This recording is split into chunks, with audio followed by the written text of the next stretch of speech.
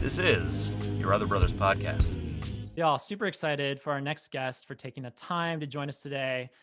He is the president of the Center for Faith, Sexuality, and Gender. He's an international speaker, podcaster.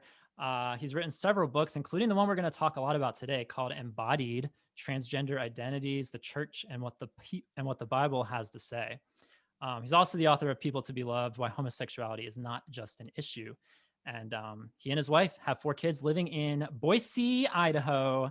We've never had a guest from Idaho. I don't know that we even have listeners from Idaho. I'm not sure. But Preston Sprinkle, thank you for joining us today.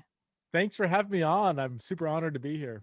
Yeah, super excited to talk about your book. We've all read it. We're excited to dive into it. We've never talked about gender identity on the podcast. It's been referenced briefly by certain authors on our blog. So it's a very like open range, like wide open topic that we've hardly really explored here at Your Other Brothers. So I'm excited to we're all excited to pick your brain and kind of hear what went into the book and kind of dive a little deeper. And so just super excited to have you here.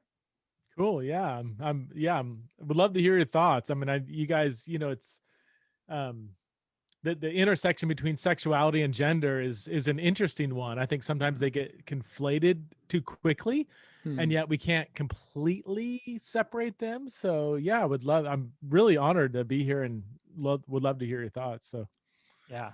Real quick before we start though, because I love to make jokes, like my favorite memory of you, Preston, because you held an event in Fort Wayne, and that's where Jacob and I met you a couple of years ago. I forget, what year was that, Jacob?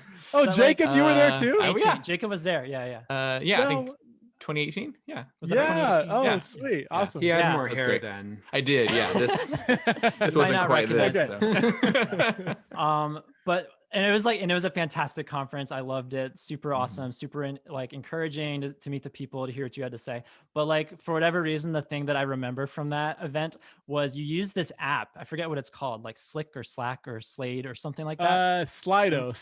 Yeah. Slido. Okay. I was trying to remember, what is that app called?